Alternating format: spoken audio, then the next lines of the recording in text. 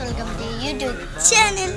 അപ്പോൾ ഞാനിന്ന് എൻ്റെ കുറേ മീനുണ്ട്, അതിൻ്റെയൊക്കെ പേരും എല്ലാം ഞാൻ കാണിച്ചു തരാം. ഫസ്റ്റ് നമ്മൾ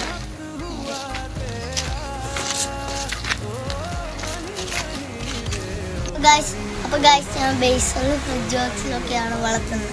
അപ്പം ഞാൻ ഇതിനകത്ത് ഉള്ള മീനെയൊക്കെ ഇപ്പോൾ ഉള്ള ഇതിനകത്ത് ഉള്ളതൊക്കെ കാണിച്ചു തരാം.